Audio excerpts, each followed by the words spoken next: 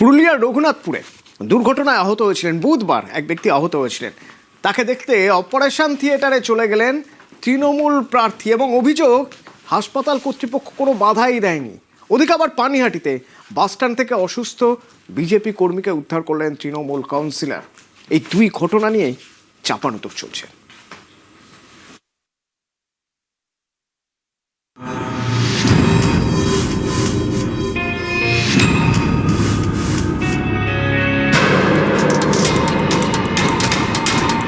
দুর্ঘটনায় আহত তখন অপারেশন থিয়েটারে।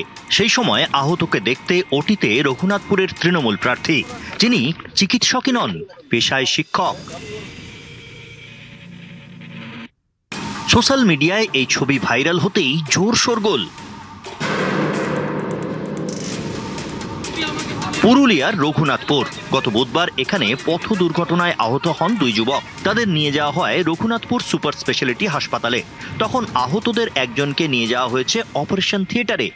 সেই যুবককে দেখতে ওটিতে ঢুকে যান রঘুনাথপুরের তৃণমূল প্রার্থী হাজারি বাউরি। অভিযোগ, তাকে নাকি বাধাই দেয়নি হাসপাতাল কর্তৃপক্ষ। মুখ দিয়ে শ্বাস নিতে পারছে না বলে সেই মুহূর্তে যেভাবে সহায়তা করি, সাহায্য করি, সেভাবেই খালি হাতে ব্লাড ছোঁয়া যাবে না বলে আমরা গ্লাভস নিয়ে, নিজের থেকে গ্লাভস নিয়ে সেগুলো মোছামুছি করি। আমি স্লাইন জল দিয়ে মোছামুছি করি যাতে যদি বাঁচানো যায়। এটা কি আমাদের অপরাধ? দুর্ভাগ্যজনক। আর এটা আমি ইলেকশন কমিশনারকে বলবো ইমিডিয়েট অ্যাকশন নেওয়ার জন্য। হাতে গ্লাভস নিয়ে ওটিতে উনি অপারেশন করছেন, কোন অধিকারে কি সার্টিফিকেট আছে তার, এটা বিবেচনা করা উচিত, দেখা উচিত। এবং যারা ঢুকতে দিয়েছে, যারা ওই ছবি তোলানোর জন্য এই ব্যবস্থা করেছে।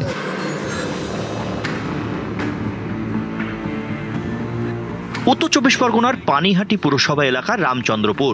এখানকার বাসিন্দা সন্তোষ দাস দীর্ঘদিনের বিজেপি কর্মী। কয়েক বছর আগে দুর্ঘটনায় ডান পা বাদ যায়। তারপর থেকেই ভরসা কৃত্রিম পা। স্থানীয়দের দাবি, গত মঙ্গলবার থেকে সন্তোষ দাসের খোঁজ মিলছিল না।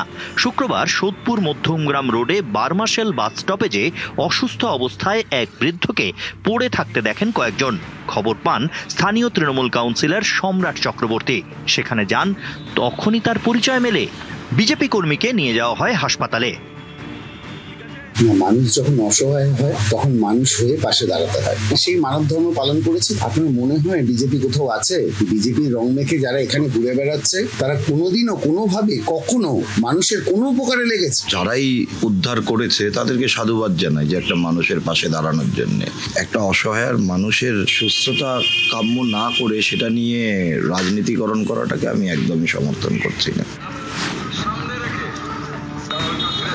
রানাঘাট দক্ষিণের তৃণমূল প্রার্থী সৌগত বর্মন, পেশায় ডাক্তার, প্রচার সারছেন।